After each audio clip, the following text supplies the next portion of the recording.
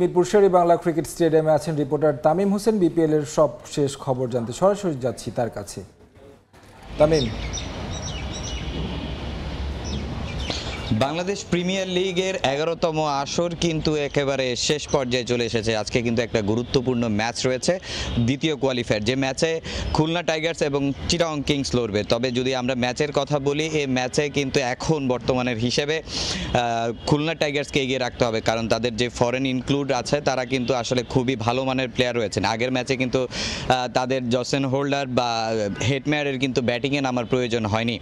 তবে আমরা যদি বলি, চিটাগং কিংসও কিন্তু আত্মবিশ্বাসের তুঙ্গে আছে। তারা কিন্তু তাদের যে লোকাল ক্রিকেটাররা রয়েছেন তারা কিন্তু ভালো ছন্দে রয়েছে। তো সেই হিসাবে বলা যায় যে আসলে দুই দলই কিন্তু সমানভাবে লড়াই করবে, তাই ম্যাচটা কিন্তু অনেক দু দলের কাছে গুরুত্বপূর্ণ। তবে এইখান থেকে যে টিমটা ফাইনালে টিকিট নিশ্চিত করবে সেই দলটার বিপক্ষে কিন্তু ফরচুন বরিশালের একটা ফাইনালের মহারণ দেখবে সবাই। তবে আমরা কিন্তু দেখেছি কিছুক্ষণ আগে ফরচুন বরিশাল যে টিম, তারা কিন্তু আজকে অনুশীলন শুরু করছে খুব সকালে। কিন্তু আজকে সবার আগে মিরপুরে এসে হাজির হয়েছেন কিন্তু নাজমুল হোসেন শান্ত, অধিনায়ক যেহেতু সামনেই চ্যাম্পিয়ন্স ট্রফি রয়েছে, সেই চ্যাম্পিয়ন্স ট্রফিতে কিন্তু তার অধিনায়ক হিসেবে আছেন।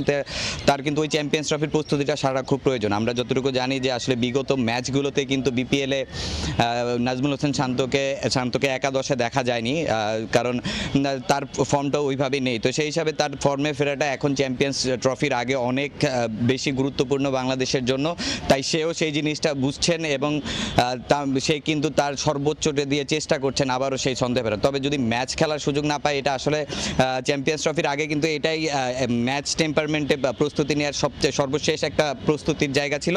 তবে ফাইনাল ম্যাচে নাজমুল হোসেন শান্ত থাকবে কিনা সেটা কিন্তু এখনও সংশয় রয়েছে। তবে আমরা আশা করব যে তাকে যেন রাখা হয়। এছাড়া আমরা যদি এবারে বিপিএল নিয়ে বলি, আসলে বিপিএল নিয়ে কিন্তু অনেক আলোচনা হচ্ছে। ইভেন আমরা গতকালকেও একটা ইনফরমেশন পেয়েছি যে আসলে চট্টগ্রামের কিছু ক্রিকেটারকে নাকি প্রতিশ্রুতি অনুযায়ী অর্থ দেওয়া হয়নি। এছাড়া ফিক্সিং নিয়ে কিন্তু তদন্ত এখনও চলমান রয়েছে। তো মিরপুর শের-ই-বাংলা ক্রিকেট স্টেডিয়াম থেকে ফরচুন বরিশালের অনুশীলন এবং বিপিএল এর দ্বিতীয় কোয়ালিফায়ার ম্যাচ নিয়ে এই ছিল আমার কাছে সবশেষ তথ্য। বিপিএল এর দ্বিতীয় কোয়ালিফায়ার সবশেষ খবরাখবর জানতে আমরা সরাসরি যুক্ত হয়েছিলাম মিরপুর শের-ই-বাংলা ক্রিকেট স্টেডিয়ামে।